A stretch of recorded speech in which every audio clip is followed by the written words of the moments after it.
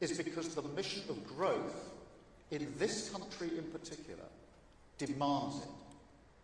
Private sector investment is the way we rebuild our country and pay our way in the world. And make no mistake, this is a great moment to back Britain. This is a great moment to back England, Scotland, Northern Ireland and Wales. We have an amazing education system that produces some of the best talent in the world, the largest tech sector in Europe, leading positions in some of those great industries of the future, artificial intelligence, life sciences, clean energy, the creative industries. We're a country where businesses thrive, small and large alike, clear regulatory frameworks of protection, a legal system that sets high standards around the globe, a location that means we can speak to our colleagues in the Americas or Asia in the same day, a high ranking in the Global Innovation Index every year, our wonderful global language, our world-renowned sport and culture, this great modern city all around us, a heritage steeped in commerce and trade, a set of shared values, centuries long, of being a country that is open for business. You can't put a price on any of this. Now, we've got our problems, of course we have. As I've said, our public services need urgent care. Our public finances need the tough love of prudence. Challenges we cannot ignore. Because we know, just as every leader here knows, that those early weeks and months are precious. And no matter how many people advise you to ignore it, that you must run towards the fire to put it out, not let it spread further. So we will fix our public services. We will stabilise our economy, and we will do it quickly, because we don't want any of the problems associated with our inheritance. Misting up the shop window of Britain, distracting you from all those assets that I just listed, assets that may feel more intangible, but are more valuable, more enduring, and deeper in the bones of this nation, and which are ready to be unlocked if we take firm and decisive action on policy, which we can and we will, and to give you total confidence that this is the moment to back Britain. Now, let me quickly run through 4 crucial areas in our pitch for Britain. And I know it's kind of CEO heresy to have a list of 4, not 3. So, I apologise. Please indulge me. First, stability. We have a golden opportunity to use our mandate, to end the culture of chop and change, the policy churn, the sticking plaster politics that makes it so hard for investors to assess the value of any proposition. Now, you may think, well, every government says that. But the stability that comes with a large majority in our system, that is a unique advantage. And we have the determination, the focus on clear long-term ends, a mission-led mindset that thinks in years, not the days or hours of the news grid, needed to unlock the potential. And don't doubt that. Second, strategy. We're building a more strategic architecture for growth, a way for investors to have a much steadier hand on the tiller. That's why we've announced a new National Wealth Fund and switched on Great British Energy, which will accelerate investment in clean power and future technologies, like carbon capture and storage, for example, which we backed alongside BP, Equinor and Eni, and which shows the hard-headed approach we will take to industrial policy. A partnership, sharing the risk with the private sector. Ambition, absolutely. But also unsentimental, guided by the market, focused at all times on the real potential for comparative advantage in this country.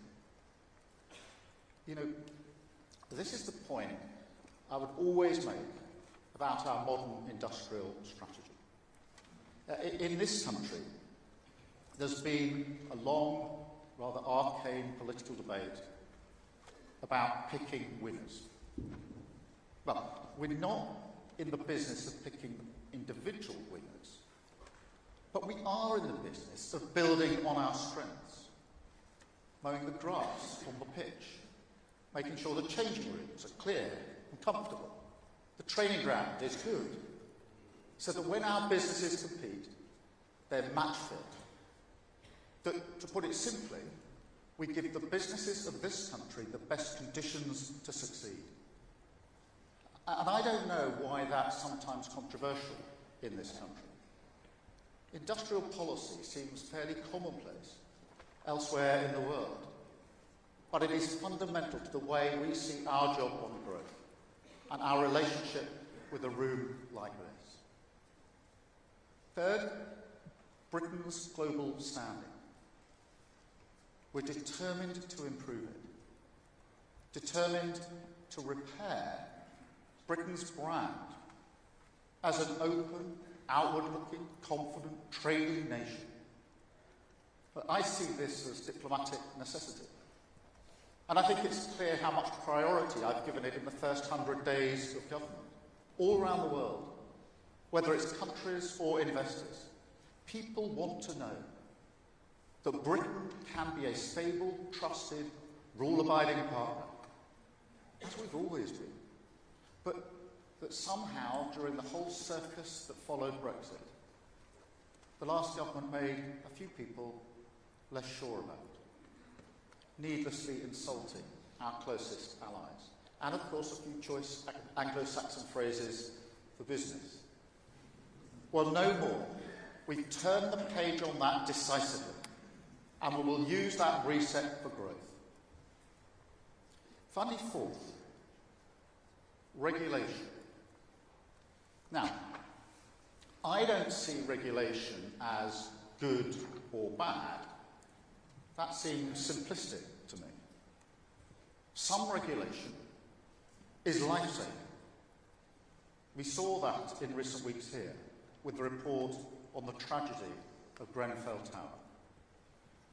But across our public sector, I would say the previous government hid behind regulators, deferred decisions to them because it was either too weak or indecisive, or simply not committed enough to growth.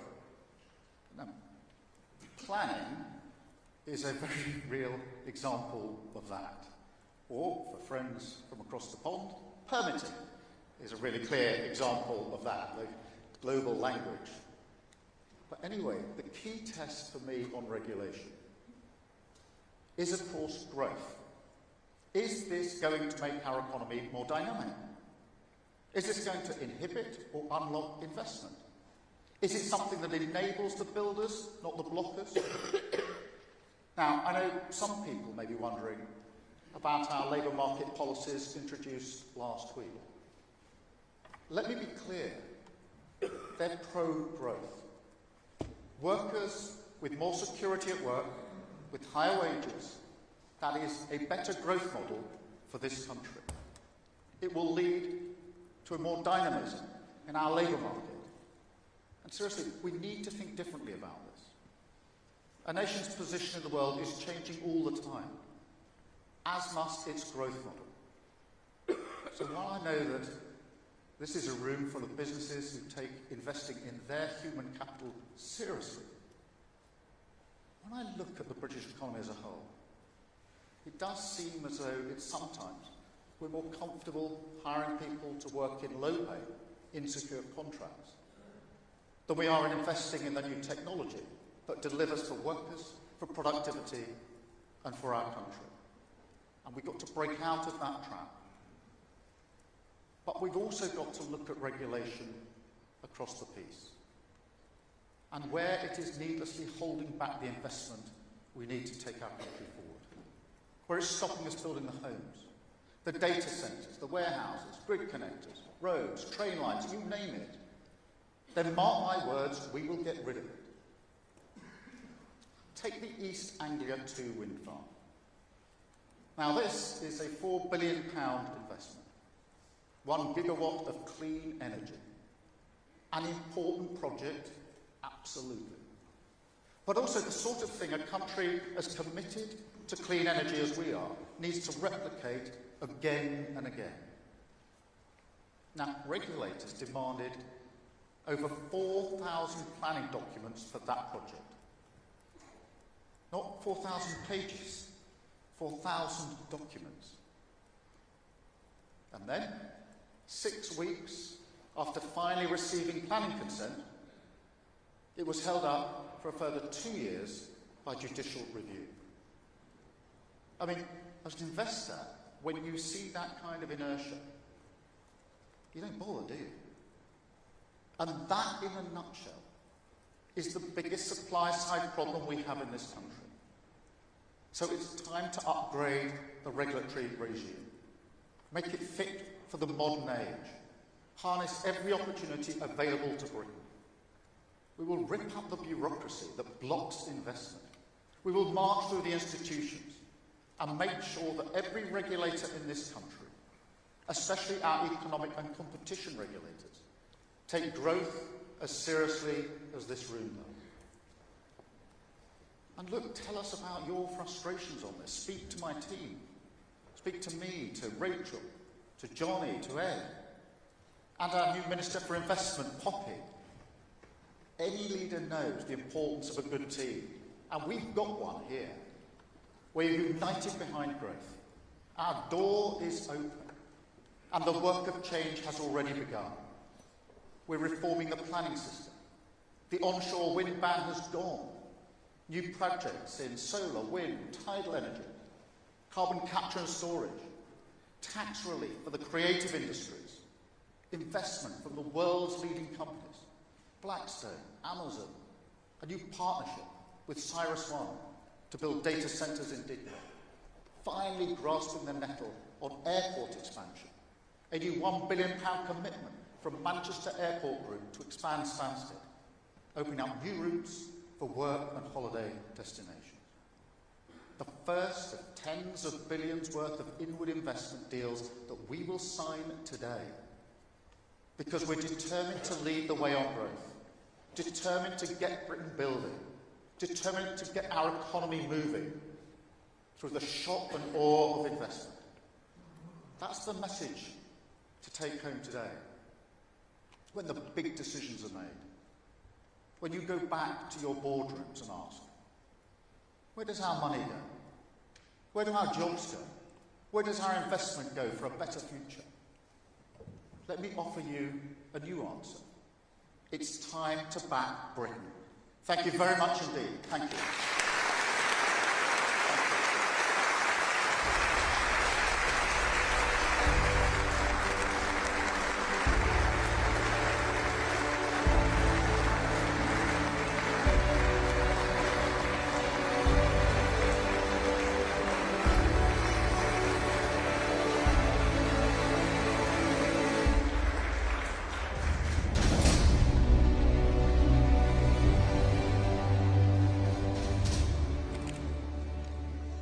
Thank you, Prime Minister.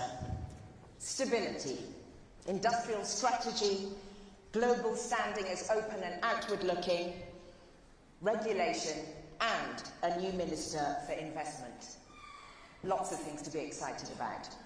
So we will be calling on you again, Prime Minister, in a moment, as the Prime Minister will be sitting down to share a conversation with Eric Schmidt, former CEO of Google, moderated by Dame Emma Walmsley, CEO at GSK.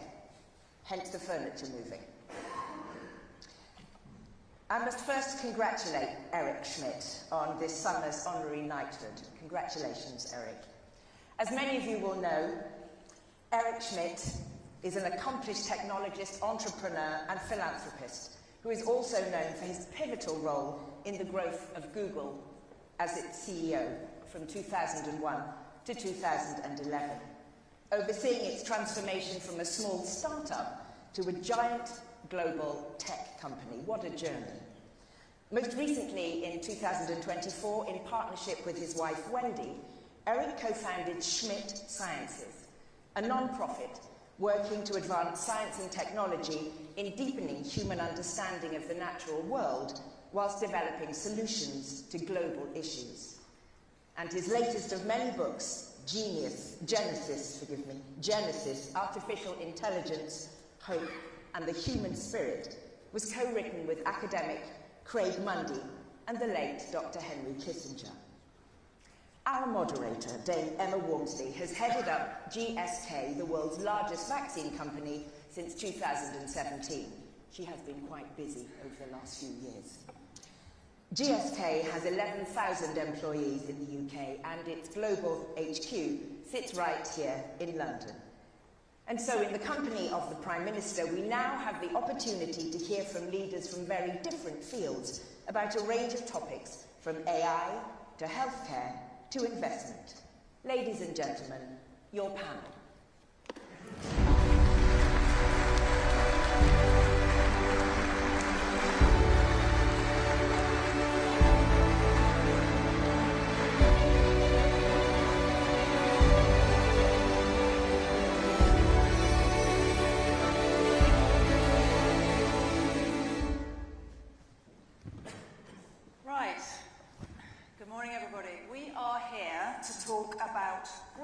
Specifically, your long-term execution plans to make sure we deliver it together so that everyone here doesn't just back Britain, but bets big on Britain.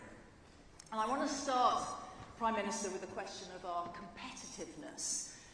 You've been crystal clear, it's all about growth, and that is something that you want to lead in partnership with business.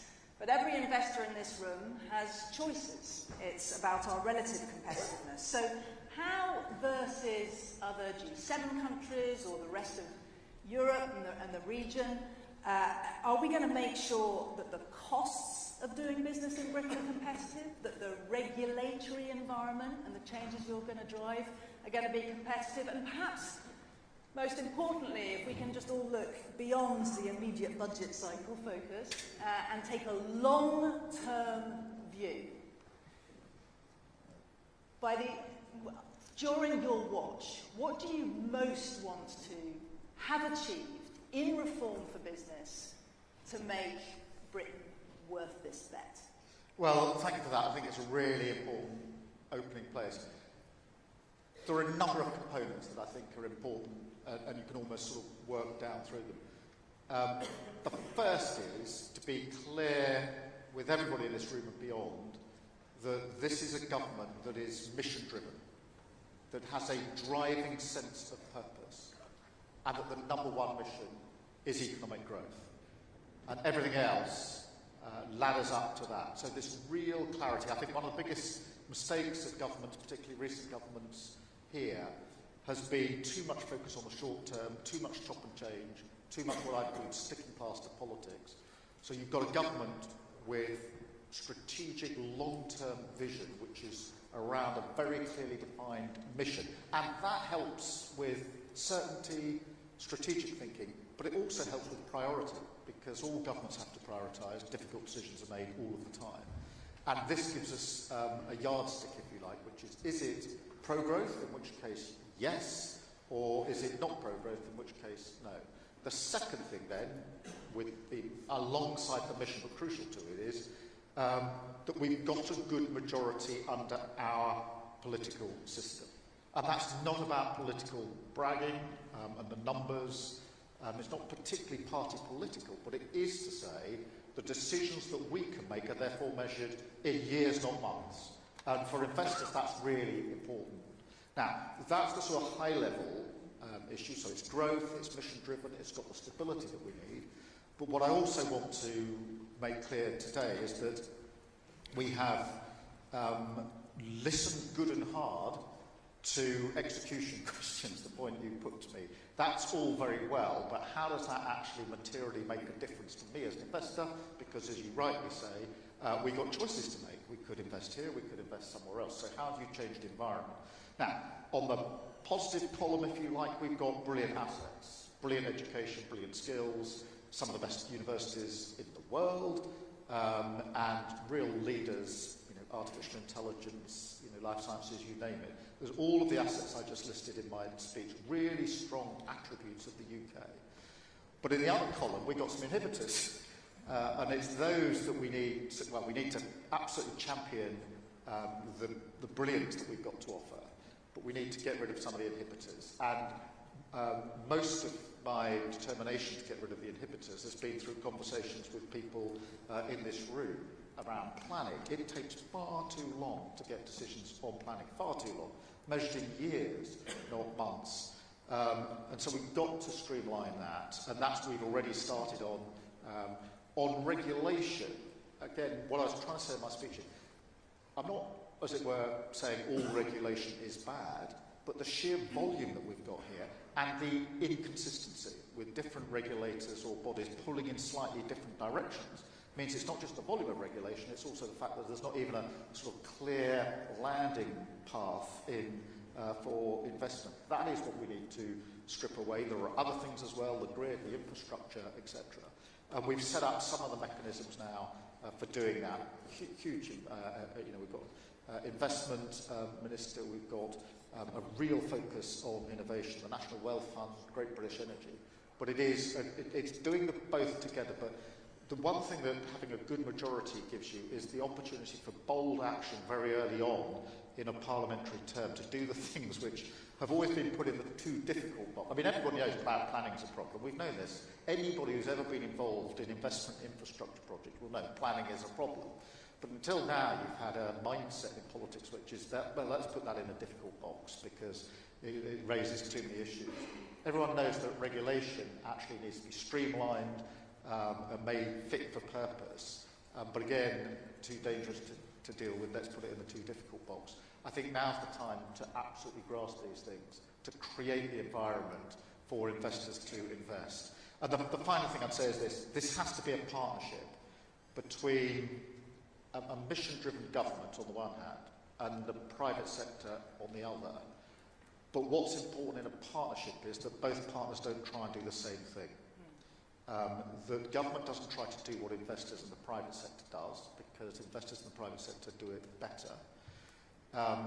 But equally, that we are setting the mission, what we want to achieve, so investors need to know, I'm happy with the end destination, and then what the government's role is to make sure that the path is cleared for that to succeed, and therefore there's different bits of the partnership that if they're done well as a true partnership, I think create conditions. I think there's a real window of opportunity here in 2024 for this to happen, and we have to seize it. So Eric, as an investor yourself, when you listen to that list from the Prime Minister, what do you think is most important to keep the UK competitive? What's missing? And what do you think is the risk to us for delivering this successfully for the country? I was shocked when Labour became strongly in favour of growth. Wealth creation is the number one mission of a Labour government. Did you hear that? Yeah. It's true. And I actually know you well enough to know you actually believe this. So when I look at this, I say to myself, how will you pull it off? In the time I've spent with this group in the last few days, there's plenty of money that's going to come into the country if you achieve what you just said. So when I listen to this, I think maybe instead of calling it regulation and investment, you should call it a lot of investment and very small amount of regulation. Or maybe you need a minister of anti-regulation. A more serious proposal is that democracies, especially something as long as old as this one, have so many ways in which people can say no. I'd much rather, and I think the business community would much rather have a single person who can say yes or no, and who says no, and then they can move on. The cost of capital and the delay is killing you. And furthermore, you're not going to achieve your 2030 energy goal, which is laudable, without fixing this. So you have a tactical leadership problem to achieve this, and I think you can pull it off. But you have to figure out a way to get control. You have strong political capital right now. You just started. You're forming your government. You've got to find a way to get them to move on this agenda, as opposed to just go like this. Yeah. That means I'm listening, not that I'm doing it. No, I think this is a really big challenge. It has to be a cross-government priority, not just within the Treasury team. It's got to be across government. And one of the things we've done is to create mission delivery boards, which doesn't sound like a very interesting concept, but is vital. If you're going to do this, you've got to do it horizontally across all different departments at the same time. And get those silos So out. we are setting up some of the structures that will do this. But in the end, it's a mindset.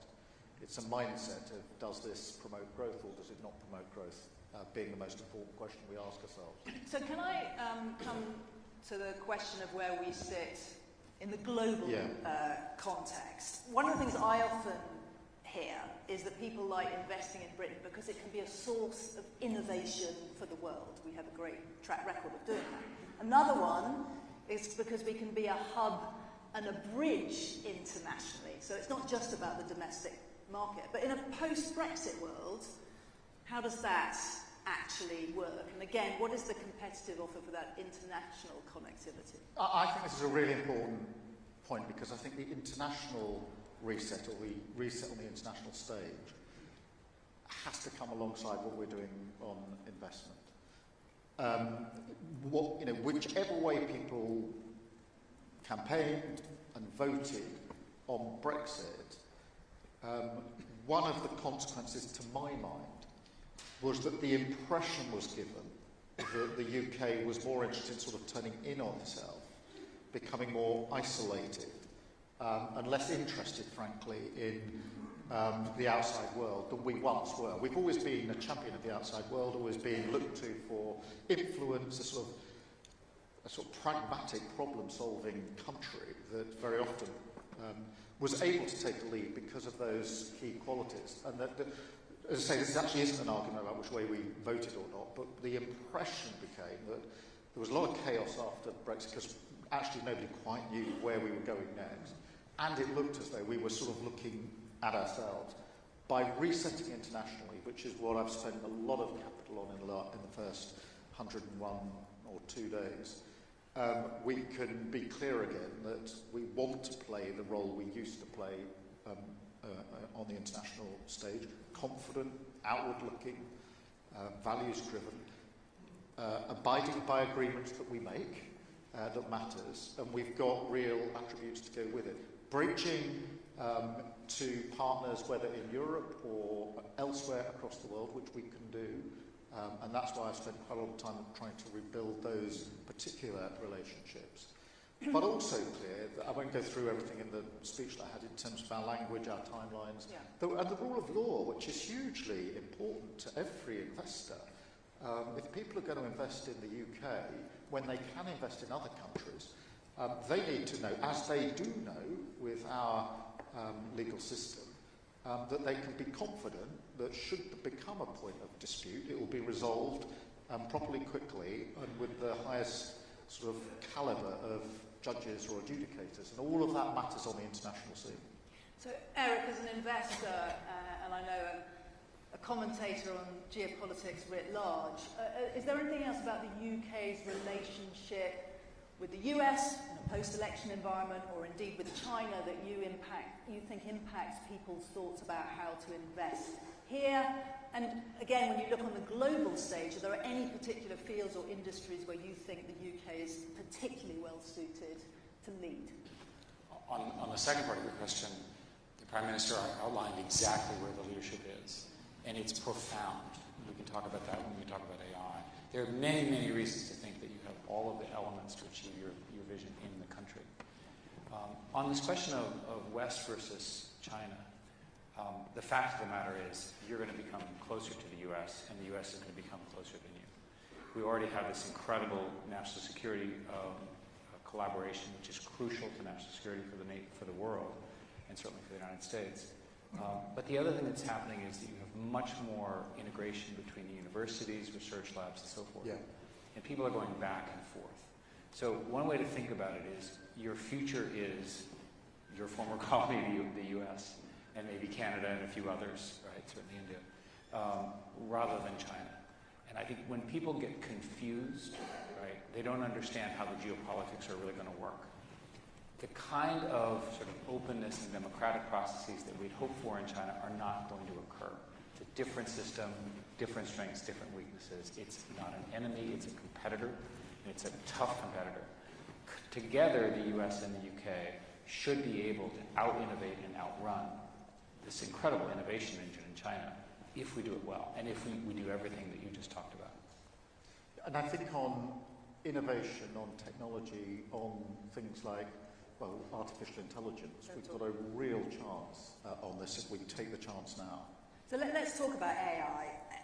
Eric, you've commented often and deep expert in its security threats, but also its innovation opportunities. And I know you're writing now on a very hopeful vision for AI as a partner for human ambition. We absolutely know we need guardrails and we need the right kind of international frameworks and regulation here. We know that all businesses are working hard to work out how to drive adoption, not just for productivity, but also for growth. And it would be great to hear from both of you, perhaps Eric, you first, and the Prime Minister, on your hopeful vision for AI as a growth enabler, driving economic prosperity, and particularly why this country is the place to bet on this capability. Where is it going to be game-changing growth? Where's it going? If you go to the Science Museum down the road, you'll understand that the industrial age was invented right here. And there's every reason to think that artificial intelligence will have the same level of impact. And by the way, it was invented right here too, in particular in King's Cross, which I think is your district. My constituency, yeah. So, good job. And Demis getting the prize, Nobel Prize. Absolutely amazing. After 4 years after inventing something which has changed. But the fact of getting it in such a short period of time is, I mean, as I said to him yesterday, I feel proud, he should. Nobel Prizes and Oscars is another place this country bets above its weight. The creative industries are very strong. So one way to think about it is that you're actually beginning something which will go on for 50 or 100 years that will change society in really profound ways. And my answer, which is the hopeful answer, is that we will work with this alien intelligence, not to scare you, and that intelligence makes us smarter and more effective as humans, and that the world becomes more efficient. I can't prove it, but my opinion is each and every one of us will become at least twice as productive. Frankly, you can give twice as many speeches, you can have twice as many laws. Not sure the audience you can invent incredible life-saving drugs at twice the speed. I can make stuff up at twice the speed, whatever. But the key thing here is that people who worry about our AI don't understand that it's fundamentally in search of efficiency gains. It's optimized around efficiency, at least in its current form. What's interesting about Britain is, in addition to being the progenitor of all of the diaspora, of all the people who are now being funded with enormous amounts of money without any product, revenue, or hope, is a different story. Nevertheless, all of that has occurred at a starting point from here. And the consequence of all of that is an enormous wave of investment that will benefit each and every industry by making it more efficient, more successful. What happens to humans? Their incomes go up, not down, in this scenario. That's the important point. The UK, a year ago, established the core structure of AI safety and security. And this is an example where the UK system, the British system, has frankly stronger civil servants who are smarter and are more committed to this and who are frankly stable. And as a result, you can sort of work with them. So I think there's every reason that the UK can not only help innovate and build this, but can also help deal with the guardrail issues. Yeah. And there's a reason why we started in the UK first. Prime Minister, anything you want to add on ambitions for AI here? Well, and what Eric said is hugely motivating and inspiring in a sense of what this is capable of achieving and changing. I'm almost in our lifetime, but actually over the next 5 to 10 years, it's going to be incredible change. I think one of the most important things for a government is the posture. Are we leaning in and seeing this as an opportunity, as I do, or are we sort of leaning out, saying this is rather scary, we better regulate it, which I think will be the wrong approach. Obviously, there's always a question of balance, but what's your primary posture really matters on AI. It is a game changer that has massive potential on productivity, and on driving our economy, and we need to run towards it. One of the fields, and I am obviously biased, but seeing Wes in the second row, is that it's going to change everything, is healthcare, which is a great driver of economic prosperity. We know you want to bet really big on life sciences. This country has world-beating data sets with the biobank, with our future health, and we know we're going to unlock safely and in a trustworthy way the data from the NHS as well. But how are you going to set up the right environment to give all the innovators and the growth drivers the chance to harness this data? And Eric, it'd be good to then hear from you on, in public services more broadly, how we build that trust factor. I think let's start with health because it's so important.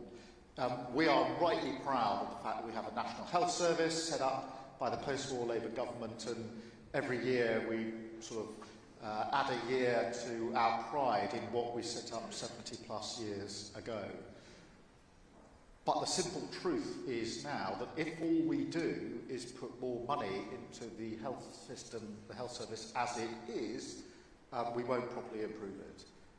Because the demands are too great, we will be forever putting in extra money, we'll probably run it a bit better, but we won't make it really fit for the future. So the only way to make it fit for the future is to reform it and to reimagine it. And that's where AI and tech are so important to this project, because through AI and tech we can reimagine the health service. It is I mean, I've seen small examples of AI in our health service where it's being used. You know, scanning for cancer, particularly liver, was an example that I saw for myself, with, you know, massively increased chances of getting cancer earlier. But there's much, much more that can be done in relation to that. So this is something that we need to use in health, and we need to think differently in health. I'm not talking about changing the basic principles at free at the point of need and all the rest of it. I'm talking about a different health service that in 70 plus years people can look back at the 2024 Labour government with as much pride as we do at the government in the post-war era. But not just health, I think all public services need reform, and technology, AI are part of that reform. Huge potential, I think, for AI to be a game changer when it comes to the delivery of public services. I'll just say one more thing because I think it's important. Having worked as a civil servant for 5 years in criminal justice, there's always an inhibition in government when it comes to technology and change, a sort of real fear of change. And we need to make sure that culture and mindset is changed as well, because otherwise we will know it's a good thing, that it'll probably make a big difference, but we'll be a bit too inhibited from reaching for it in case you know, somebody is held responsible for something that doesn't go as well as everybody expects. We have to change that culture, because otherwise we risk that technology, AI, is sort of developing all around us, and yet we haven't made it central to government. There's a real opportunity here, a real productivity goes up and goes twice. Then imagine what that would do for our public services. Imagine what that will do for our economy. Obviously, we have to bring people with us. It means that people will be doing different and better jobs, not no jobs, but it will really change your ability to take this country forward at some considerable speed. The UK Biobank is an incredible gift to the world, because remember that these AI algorithms need training data, and you need to amass a lot of it, right? And so the decisions that you all made to do that and to continue it are crucial. You mentioned cancer. Computer vision, I'm sorry to say, is better than human vision now. And it's much more accurate, for example, in the scoring of the various size and types of cancers through imaging. That's another improvement.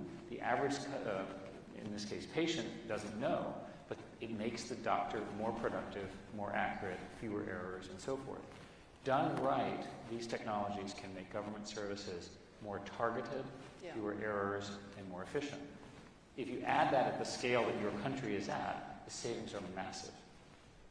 I mean, so we believe it's going to completely transform drug discovery, and you know, in the end, finding more solutions that keep people out of hospital and get back to community care is also going to be absolutely fundamental. Last question from me: energy. So, you know, this is another major mission for you, Prime Minister, net zero, clean energy. And there are tensions here as well. And Eric, you might explain to us all how the energy, the AI solution that seems to consume so much energy is, you know, when we're going to have resolved that contradiction. So it'd be good to hear that. But then, Prime Minister, perhaps we can hear your concluding thoughts. We saw this huge statement of intent of over 20 billion, I think, invested in carbon capture. How far and how fast are you willing to go so that the UK really leads the world in the green transition? And importantly, for everyone in the room, how do you want investors to think about their obligations here and their opportunities? But how can we do it in an energy efficient way? Just briefly, the demand for energy for data centers is massive. We need you to approve the necessary steps to make these data centers in Britain, because your research scientists, your companies, your citizens all need these things. Now, how can I be in favor of green energy and also in favor of using more electric power?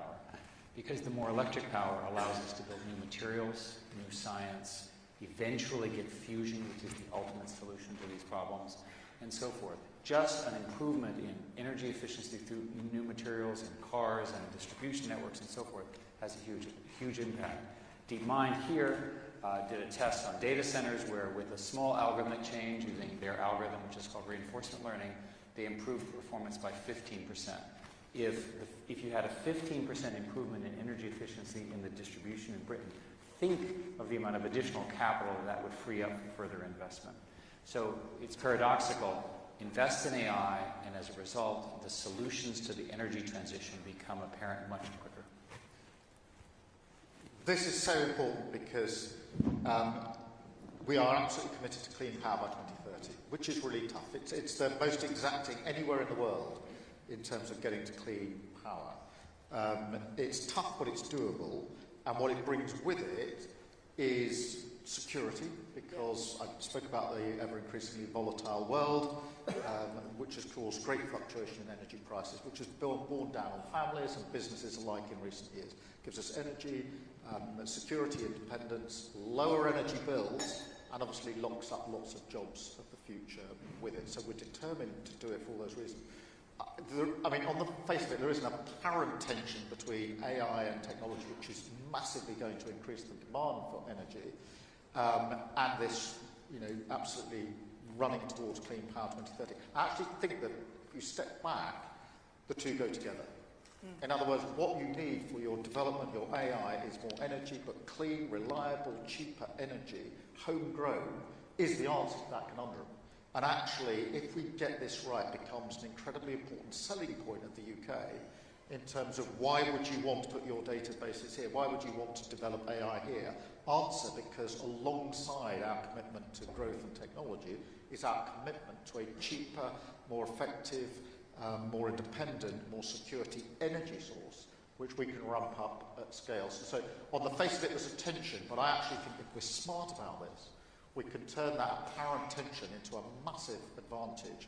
But it just goes back to where I started. We have got to be mission-driven. We've got to have absolute clarity of purpose, because, you know, there are always side winds in government. This happens all the time. There's this argument, that argument, and, you know, staying steady to the course of purpose and mission is crucial in this.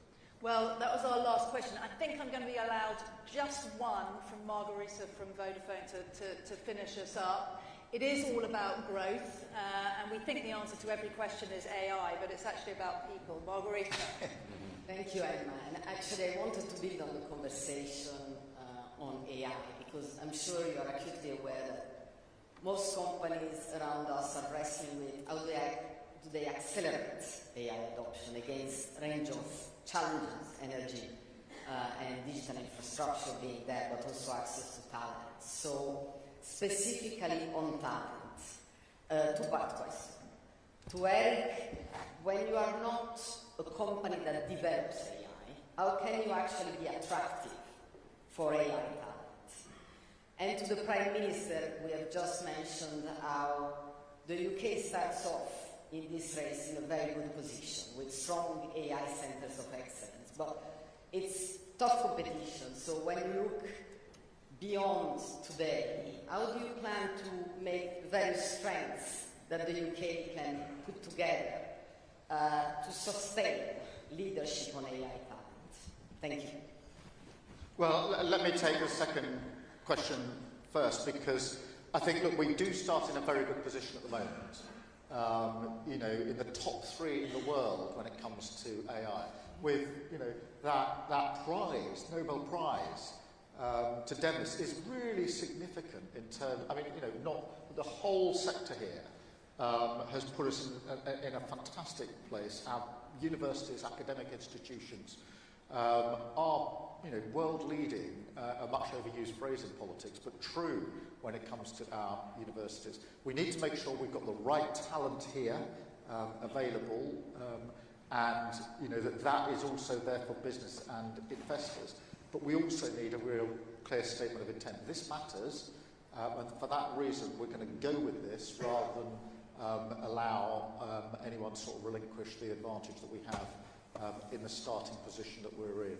So all of those are important, and that matters to us as a government, but I think it matters equally to every business, every investor in the room, because this is going to be a real game changer over the next 5 to 10 years. And we have to be at the front of this race. If we become spectators, others will run past us, and we cannot allow that to happen. A pro-growth agenda would start with high-skills immigration, which is now in place here and should be expanded. The current problem is very, very real, what you're talking about. It's also temporary, because the market signal in terms of education and so forth, all sorts of incredibly smart people are now getting graduate degrees in AI, and the key thing to do is to get them to either stay in Britain or come from Europe into Britain to do so. And I think that will solve it. In the very short term, the answer is probably working with some of the incumbents, but the real answer is just more talent. When this stuff is hard, it's complicated, it's being built now, it's bespoke. Sometimes it doesn't make sense to me, and I have a PhD in the area. So give it a little bit of time. With the right leadership on your part, Britain can have all those people. They love working, they love living here. So AI and human beings together can be great growth drivers. Business and government together hopefully are going to be very ambitious and successful growth drivers. It's a wonderful day for us all to be thinking about betting big on Britain. Eric, Prime Minister, thank you very much. Thank you very much.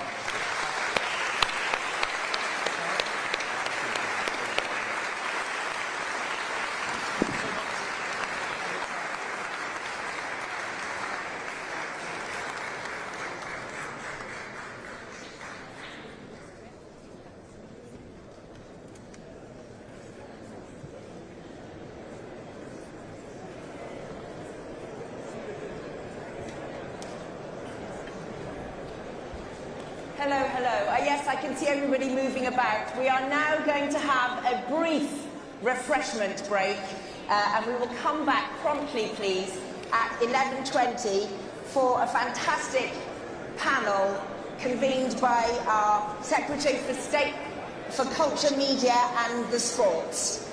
Please come back at 11:20. We'll see you then. Thank you.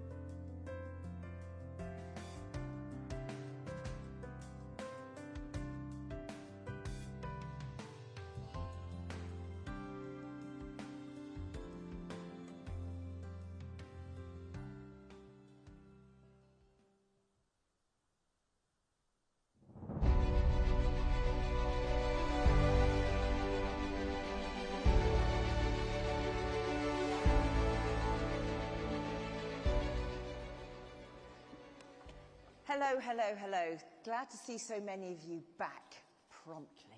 Thank you. We're going to have a panel now on the UK creative industries. Can I just tee you up with this stat? The UK creative industries are worth £125 billion to the UK economy. That's more than life sciences, automotive manufacturing, aerospace and the oil and gas sectors combined. Isn't that an interesting stat for us all to think about? So now we're going to have a panel that I am delighted to introduce as a lifelong creative artist, music lover and fan of Leeds United Football Club. I am delighted to introduce the brightest and best from the world of sport, music and the arts on a panel chaired by the Right Honourable Lisa Nandy MP, Secretary of State for Culture, Media and Sport. Lisa studied politics at Newcastle University, gaining her Masters in Public Policy from Birkbeck, London. Before entering Parliament, Lisa worked to support vulnerable children, first as a researcher at a homelessness charity, Centrepoint, and then as Senior Policy Advisor at the Children's Society. In 2010, Lisa was elected MP for Wigan and has represented the constituency for the past 14 years. She's also the author of All In, How We Build a Country That Works, arguing that power and responsibility should be handed back to local areas while doing more to draw on the talent and potential of every part of Britain. Lisa is our chair. On our panel, Sir Lucian Grange, CBE, Chairman and CEO of Universal Music Group. Sir Lucian has spent his entire career in the music industry, signing and working with countless worldwide stars, with ABBA, Jay-Z, Elton John, Katy Perry, Queen, Rihanna, the Rolling Stones, Sam Smith, U2 and Amy Winehouse, just some among their number. Over some 30 years, he has consistently championed the development of innovative business models and partnerships with a wide range of technology and media partners around the world. And under his leadership, UMG has transformed into the most successful company in the history of the music industry, with his stewardship widely recognised for the industry's return to growth. Dr. Anna Mallett is Vice President for Production at Netflix. Anna joined Netflix in 2021, where she and her team support all elements of production. Prior to joining Netflix, Anna has been CEO of ITN, one of our largest independent television companies, producing the award-winning live network news programming for ITV, Channel 4 and Channel 5, and before that was CEO and Managing Director of Production at BBC Studios, the commercial wing of the BBC. Before that, Anna worked at the Boston Consulting Group in London, focusing on media and retail, and she holds an MBA from Harvard and a DPhil from Oxford. Gareth Southgate, OBE, is a football manager and former professional footballer, if you didn't know. Gareth began his playing career at Crystal Palace, later moving on to Aston Villa, Middlesbrough and England. After retiring from playing in 2006, he became coach at Middlesbrough from 2009 to 2012, before being appointed as England's under-21 manager. He took over the senior team's interim manager position in 2016 and was confirmed as the permanent manager subsequently. Gareth has transformed the England team, leading England to the 2018 FIFA World Cup semi-finals, the 2022 FIFA World Cup quarter-finals, the UEFA Euro 2020 final and the UEFA Euro 2024 final. Maria Balshaw is Chief Executive and Director of the Tate Art Museums and Galleries, a role she's held since 2017. She has overall responsibility for Tate's strategic direction and day-to-day operations, and has worked to reframe the context and perspective of Tate, furthering the mission of inclusivity and equality to connect with a wider audience. As director, Maria is also the accounting officer appointed by the DCMS. Previously, Maria was director of the Whitworth Gallery, University of Manchester, director of Manchester City Galleries, and director of culture for Manchester City Council. And finally, unfortunately, there is me. I'm on the panel. This is weird. I'm now introducing myself. actor, writer, director, producer. I was hired for my first professional job on stage in 1984. On screen, I guess I'm probably best known for playing Lady Danbury in the Netflix show Bridgerton. I'm a co-director of a production company, Swinging the Lens. I'm an associate artist at Royal Shakespeare Company, an honorary fellow of the Shakespeare Association of America, an honorary fellow of the Royal Society of Literature, a 2023 Booker Prize judge, a jurist at this year's Biennale Film Festival, and emeritus fellow at St Catherine's College, Oxford. I'm patron for TRIAID, for the Heritage and Cultural Society of Africa, and an ambassador for the International Rescue Committee, and we are your panel.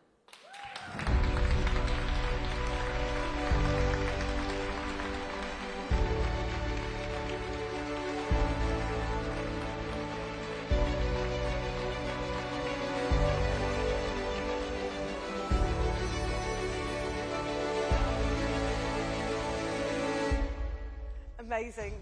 You now know absolutely everything about all of us apart from our shoe size. Can you tell I'm excited? My name is Lisa Nandy. I'm I was going to say the shadow Secretary of State, but thankfully we've now lost the shadows and we're able to really get to grips with the problems facing this country. I'm the Secretary of State for Culture, Media and Sport, and I'm absolutely delighted to be joined by this incredible panel.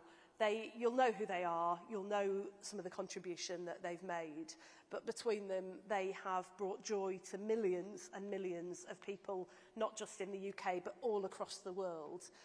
They've told a story about the country that we can be, but most importantly for the purposes of today, they've also brought investment flowing into the United Kingdom, created jobs, growth, opportunities for young people in every corner of our country, and I couldn't be more excited that we have elevated the creative industries to be right at the heart of our industrial strategy and Britain's future.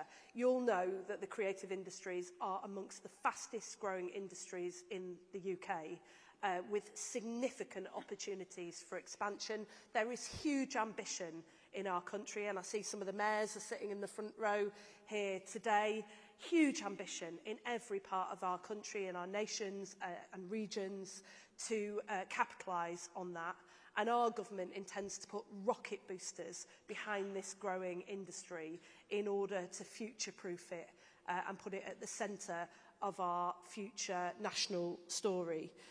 From the Edinburgh Film Festival, which I was at earlier in the summer, to the work that is happening with the Birmingham Film Academy and Game of Thrones over in the Welsh Valleys. There is no part of our country that's been untouched by the amazing success stories of sports, film, video games, arts, music, the creative industries in its widest sense. But we know that we can do more to match the ambition that this incredible set of sectors has. We haven't wasted a minute. Bridget Phillipson and I have already launched a review of the curriculum to put the creative subjects right back at the heart of our curriculum, where they belong. For too long, culture has been erased from our classrooms and our communities, and we're determined that that's going to change so that we can create that pipeline of skilled labour to power our creative industries through the future. We're working on reforms to the apprenticeship levy to make it work far better for the creative industries. We've introduced an independent film tax credit in recent days to help to make Britain the best place to invest in film, and particularly in independent film that's given us films like Bend It Like Beckham, Trainspotting, and brought joy to millions and millions of people. There's so much more that we can do, and we're going to hear quite a lot from our panel about that today. But we are going to put rocket boosters under our industries, and I am so excited about the possibilities that there are. So what I wanted to do was to start by asking our panel, what do you think those opportunities are, and how do we best go about seizing them? Who wants to go first? I'll go first. Please. Thank you. Well, first of all, I'd say the creative industries are a real powerhouse for the UK. We definitely punch above our weight. And that's why Netflix is so proud to have our second largest production base after the US right here in the UK, and why we've invested over $6 billion since 2020, $6 billion into the creativity here. And a really great example is if we look at the top 10 titles that Netflix has globally in 2024, 4 of them have been made in the UK. So, Fool Me Once, The Gentleman, Baby Reindeer, and of course, Bridgerton. Yay! And I think that's a real testament to the UK. And of course, the screen sector is growing at twice as fast as the rest of the UK economy. So there's lots of momentum, there's lots to build on, and I think we need to kind of double down on that. And 2 or 3 growth areas that come to mind for me, and I know this is close to your heart, Lisa, is first of all the regions. Creativity comes from right across the UK. And, you know, we want to find that next generation of brilliant storytellers. All the other areas that are important to our industry, the electricians, the craftspeople, the finances, the legal, there's all sorts of roles. And if we can create those clusters right around the UK, I think that will be fantastic for growth. We've heard a bit about AI and the potential of AI. I'm sure we'll come back to that. But I do think we can see it as a way to enhance storytelling and to leverage storytelling. So I think there is an opportunity to have some optimism there. And finally, I think government has a role to play. We do have a very attractive setup here for business, for investment, in terms of incentives, in terms of regulation. But other countries have seen the success of the UK and they would like to emulate it. So we have to be on the front foot with that as well. Can I also just, on a personal note, thank you very much for Emily in Paris, which has brought me great personal joy as well. But, you know, the pipeline of investment that companies like Netflix are pumping into the UK is absolutely central to our ambitions, and the wider ecosystem of which the BBC and others are part, training up talent, and the work that's happening led by the fantastic Tracy Brabin, who is sitting in the front row there, through One Creative North, to really utilise the huge assets we have in our country, the talent, as you said, but also the great, amazing backdrops along the northeast coastline and the, you know, the mills of Yorkshire and the valleys in Wales. These are all things that have been overlooked for too long, but now with the help of companies like Netflix, we're bringing to the world. Adrian, I wanted to ask you a bit about how we really capitalise on this. How do we encourage people, young people, to dream big? How do we make sure that people feel this is an industry for them? And how do we build on the connections and the clusters that Anna was talking about to really make sure that we put rocket boosters under this industry? I'm very excited to hear, I'm very excited, Lisa, just to have you as our Secretary of State, because you care and are interested and are well versed in this sector. This is a great day for me, by the way. I'm particularly excited to hear that you are looking at the curriculum, because one of the things that has excised me the most in the last little while is the fact that we have not valued the creative arts as an integral and important section in the way we educate our nation. You know, you think about the pandemic. Where did we go in the pandemic for succour? Yeah. We went to music, we went to the story, we went to looking at a beautiful painting, or whatever it might be, but we go to the arts to heal our soul. Yeah. And on healing our soul, if you don't get that habit in your life as a way that can be regarded as something valuable, it's always just a little add-on on the top, where I think it's absolutely fundamental to who we are as human beings.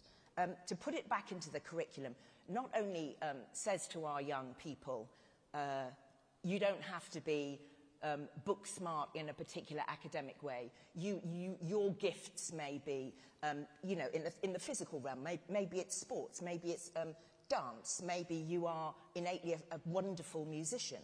You know, maybe you have storytelling coming out of every pore in your body, but there's not an exam for that. So investing in the curriculum is huge. But along with that, we need to make sure that children of all backgrounds have access to sports equipment, musical instruments, They can go to the theatre without it costing their families, you know, the week's food shop, or in some case, the week's salary. Yeah. At the moment, we are saying that the arts is for the elite, and if you can afford to be engaged with that, then tough. You know, the spaces for sports have reduced and reduced and reduced. If you can't afford access to a leisure club or a sports facility, you should still have access to those. I'm sure Gareth's going to say a lot more about that. But anyway, so I think we have to put those creative industries right at the heart of everything we do, because as we know, the bang for your buck is extraordinary. Maria was talking about, Anna was talking about baby reindeer. I was doing a show in the main house at the Bush in 2015, and in the tiny little studio next door was one person doing this little show that they'd cooked up called Baby Reindeer. So that has gone from one person having an idea in a tiny room to being this smash hit for Netflix. The capital that that show has made from one person's vision is it's extraordinary, and we should be harnessing that. We are known in this country for our creative industries. We're known for the Beatles. You know, we're known for iconic creative artists, and we need to keep that going, and we need to understand that that comes from all areas of our country. That also means the Mercury Prize winners last year, the Ezra Collective, what's the first thing they did when they got up on stage? They thanked the people that ran their youth clubs. Yeah. We don't have youth clubs anymore. We've got rid of all these spaces where people can come and discover who they are in a supportive and nurturing fashion. And this support and nurture goes to the heart of social capital in this country. A country that cares about its art and is embracing and welcoming of people in is a country that is nourished. People learn about discipline, they learn about application, they learn about resilience, they learn about empathy, they learn about working cooperatively. Maybe that's not going to be their future, but they will take all those skills into whatever it is they do. And when we come together in that way, we come together as a nation. And we need to be coming together now. There's been too much division. We need to be together. And I think the arts can be profoundly effective in that area.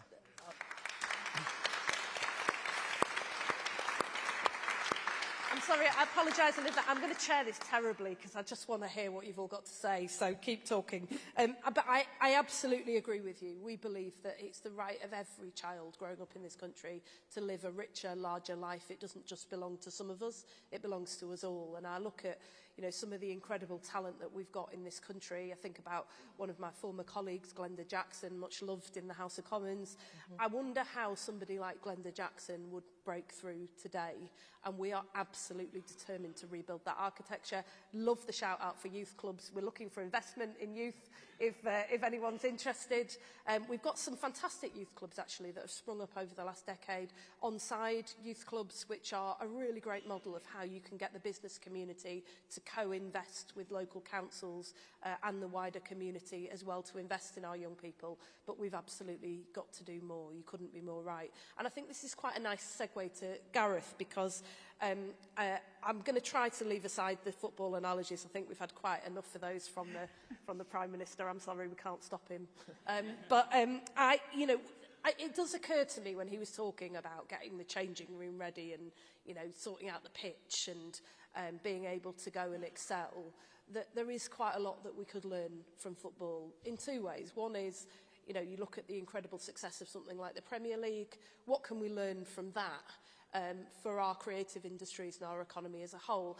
And secondly, just on a very personal note, exactly what you just said, Joe, about the division that we've had over recent years. We believe that the creative industries is so important in helping us to become a far more self-confident nation, far more at ease with ourselves, where people in every part of the country know their contribution is seen and valued and see themselves reflected in our national story. For too long, too many people just simply haven't seen themselves in the story we tell ourselves about ourselves as a nation. And we're absolutely determined that that's going to change. This, for us, is an inclusive story about growth and jobs in every part of the country and unlocking the talents of people, regardless of the background they come from or where they happen to live. Now, I think, You and Danny Boyle are the two people, I think, who've most given voice to that country in the last decade. Danny Boyle through the 2012 London Olympics opening ceremony, and you in that beautiful, heartfelt letter, Dear England, that caught the imagination of people all over the country. So how do we go about realising that country that we've believed in all of our lives but never quite yet seen? Big question, sorry. Yeah. Well, look, I think the beauty of sport, as with all the other arts, is that it is a meritocracy. You know, it doesn't matter where you're born. You get there through talent, you get there through application, dedication. What I've seen is that the journey we went on with our team, and our team has started to be more representative of our nation, a modern nation. Not quite. We've not quite got players from every community yet, so we're still missing talent, and that's something that football still has to tap into. But people started to recognise that we were standing for everybody, and the English national team didn't always imbue that with its travelling fan base, with the messaging perhaps, and the number of people from different communities that have come up to me through that time and feel they do support the team, feel they are represented on the pitch and in the way that we're representing the country. I think people, when they watch the national team, they want to see themselves. It's a mirror on our nation at times, and sometimes our media have to remember that, because when they're asking questions and being dismissive of other countries, I was always conscious that I'm an ambassador for England, travelling around the world, representing our country, trying to do that in the right way, but also trying to make a difference in being able, in my role, to have a voice that could make a difference here. So I think there are so many areas we can go into. I can't speak better than the show has to talk about.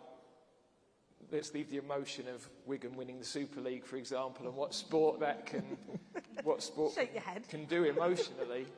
But the business side, actually, listening to the Prime Minister this morning, the Premier League is an absolute shining example of exactly what he's talking about. I was playing when the Premier League was formed, and we thought English football was good. You know, we thought it was a good product. Nobody really wanted change. And the visionary people that started the Premier League recognised an opportunity. In actual fact, facilities weren't great, stadiums weren't great. Standard of football wasn't as good as other areas in Europe. What they were brilliant at doing was recognising a chance to rebrand. They marketed it brilliantly around the world. They sold the television rights globally, which meant that the weekend became an opportunity where if you were in Mumbai, Shanghai, New York, you can watch the Premier League at a time that it works. So they were creative in changing the kick-off times. Not everybody loved that here, but in terms of what it meant for the global TV rights, that was huge. What did that lead to? The ability to bring in the best talent. And so it became a self-fulfilling prophecy. The best players wanted to come here, which meant the product improved, which meant outside investment from abroad, which the Premier League has, you know, right across the board, and has made the product stronger and stronger. And equally, now we've faced those challenges of how do you keep tradition but encourage modernisation, and how do you make sure that there's enough regulation without the sort of unintended consequences currently in the Premier League of restricting investment, because the beauty of the growth of it has been to allow investment and allow the product to grow. So there are lots of really good lessons to learn, I think, from that journey. It makes me, it hurts my soul, but I think we're going to hear more footballing analogies from the Prime Minister off the back of that. But it is genuinely really interesting to hear you talk in that way, because so much of what you just said echoed the conversation that the Prime Minister and Eric Schmidt were just having on this stage just a few moments ago. And it's genuinely very exciting that we can learn from some of the great British success stories in order to create more. Anna, I wanted to ask you about streaming, because streaming has been a game changer.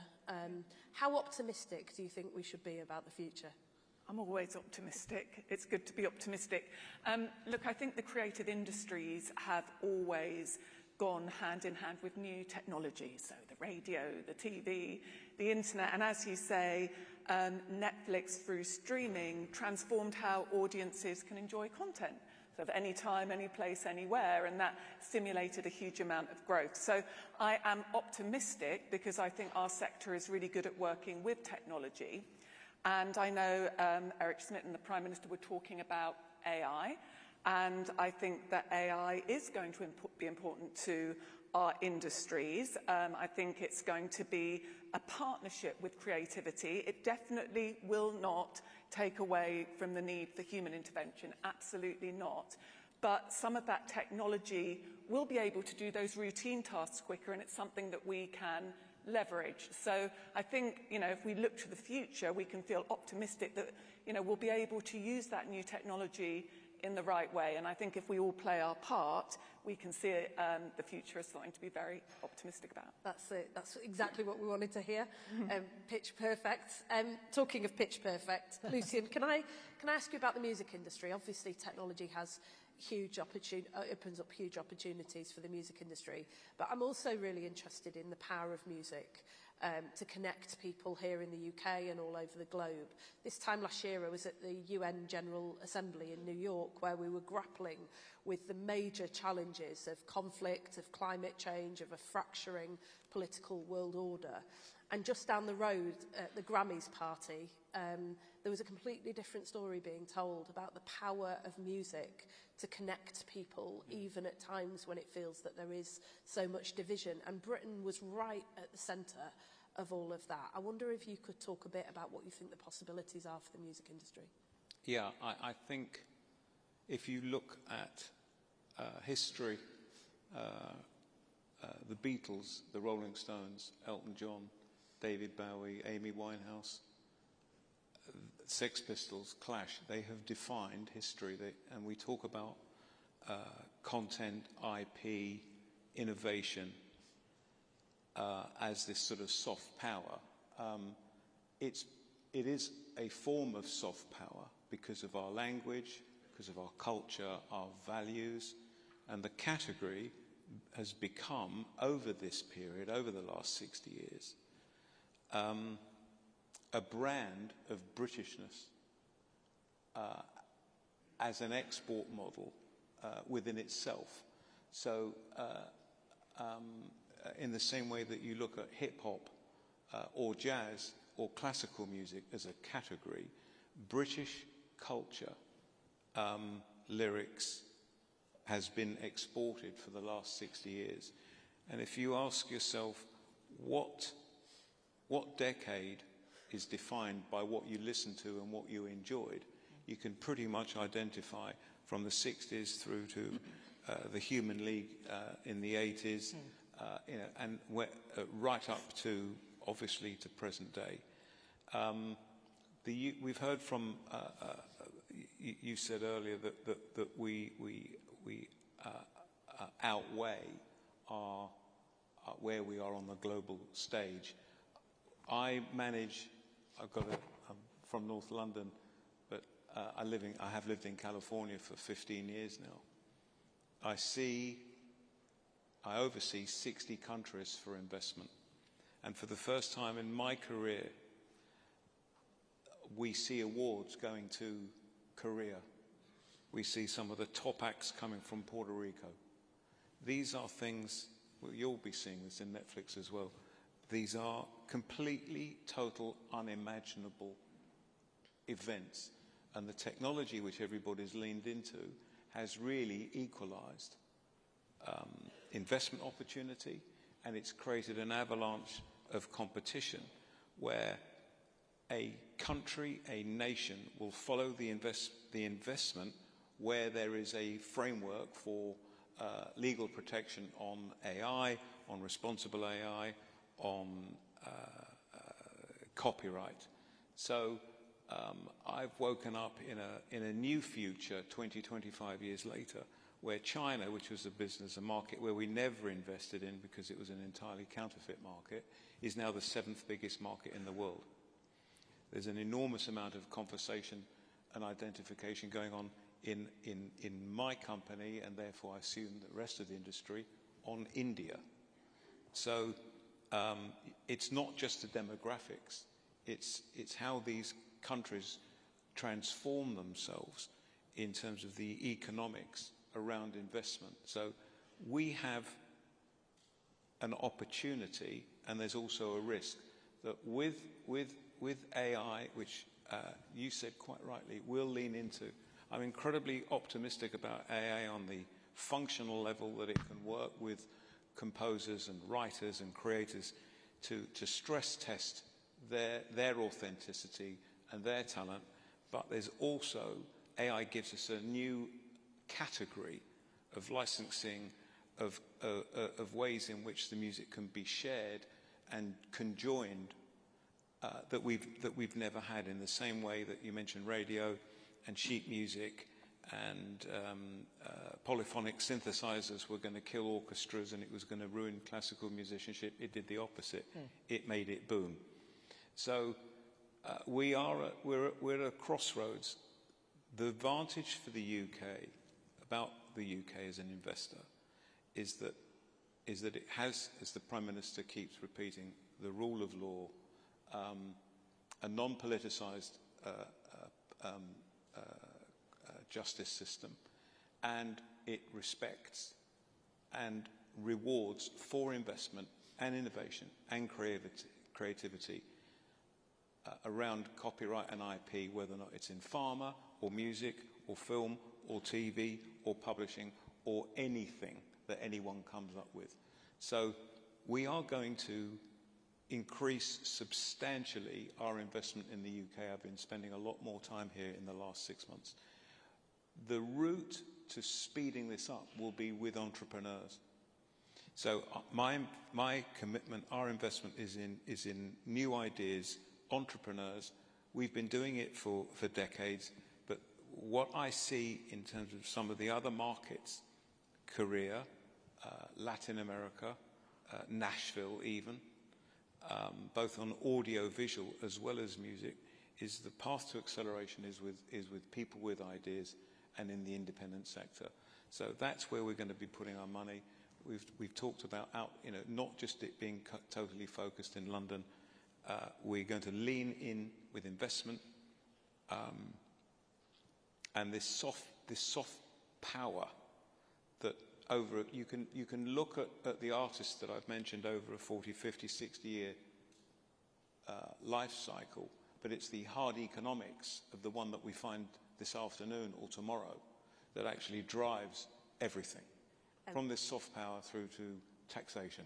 Now, talking of later on today, I wondered if there might be something that you might want to share with us. That's where I've got my plenty out. Yes, I am able to share. It's been a secret so far, but it gives us great pleasure that for tonight's event, which I think starts at about 6:15 or something, Sir Elton John is going to perform.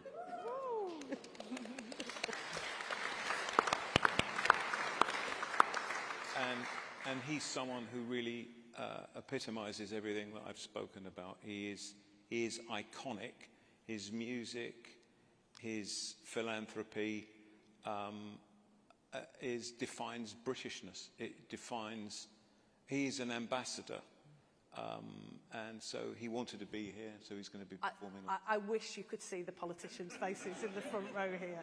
We spend a lot of time in meetings and receptions. We don't get Elton John very often. This is a very exciting day for us. And I love the way that you talked about ambassadors. You use the same phrase as well, Gareth, but I think that just goes to show what these industries do for our country and do for the world if we get it right. And Maria, last but not least, because our heritage and cultural sector is an incredible crown jewel in Britain, perhaps hasn't had the attention that it's deserved. But when I look at organisations like the Tate, what they do, in Liverpool, in London, all over the country, it's the most incredible thing. But like so many other parts of the creative industries, there's intense competition for investment. What would your message be to people who are thinking about investing here rather than, say, France or the US? What's our USP? Absolutely. Well, I mean, the visual arts in this country is genuinely world-leading. Dame Tracy Emin is a name as well known, I would say, as Sir Elton John. And she welcomed 100 visitors to her studio here in London last week during the Frieze Art Fair, who came high net worth individuals from all over the world. She talked about a painting that she'd finished the night before. She's a product of our art schools, which are absolutely the best in the world. She's a working class girl who would not have ended up where she was were it not for our art schools. And she invests back in her hometown of Margate. She's created an art school for young people who would otherwise not be able to pay university fees. So she's ensuring that our visual arts and our museums will remain competitive. The mayors sitting along the front row, every single one of those have world-class collections in their cities, whether you talk about Leeds or Liverpool or Manchester, or the contemporary arts that are shown in Margate or Eastbourne or Penzance. It's spread right across our country. And although you'd expect me to talk about artists like Tracy Emin, who is absolutely inspirational, it's also about money. So the Frieze Art Fair last week generated £1.6 billion for the UK economy. The UK's visual art market is 17% of the world market. Wow. More than the rest of Europe altogether. It's third only behind the US and China. And that soft power that you talk about, Lucian, is felt across the continents of this globe. This week, Tate has 2 shows in Shanghai. Elan Achwi, the Ghanaian artist, and our great historic Turner paintings. I understand the Foreign Secretary is going to see it, which I'm very pleased about. But over the last 3 years, 1 million Chinese people have seen Tate shows in that country. And you see that replicated across all of the globe. There are 1 million people who will see Tate exhibitions in this next year across the world. So we are already world leading. For every pound the government gives, we generate 4 more for the economy. But if you invest in the creative sector in this country, you are investing in the best. And you mentioned Korea, Lucian. Hyundai Motor Company are Tate's biggest corporate sponsor. Over 10 years, they have invested £26 million to support things like Korean artist Mira Lee's commission in the Turbine Hall, which opened just last week. Now, if the Korean government thinks it's worth investing in our arts and creativity, and our government does, I think that it's because it is genuinely leading the world. It's amazing. I'm so glad that we gave you the last word, because I think that note is exactly how we feel, that we're so proud of our past when it comes to heritage, culture, arts, sport, music, film, TV, but we are far more excited about the future. Can I just say a big thank you to you all for spending some time listening to the discussion. I hope you've been really inspired by it. Our absolutely clear message is we have the talent, we have the assets here in the UK, and we are absolutely open for business. Big thanks to our panel, and look forward to seeing you all later for a bit of Elton John. Exactly. Thank you. That was so great. I'll go back to the lectern. Well, thank you, panel. A terrific discussion. Bang for the buck, soft power. Fantastic. We've heard from the Prime Minister. We're coming to the end of our morning plenaries. Have your chats off to the side, please, ladies and gents. We're coming to the end of our morning plenaries. We've heard from the Prime Minister, experts, world leaders in the fields of technology, innovation, sports and the arts. And now, distinguished guests, it's time for you to choose to attend one of 2 breakouts. The health tech ecosystem, turning data into decisions.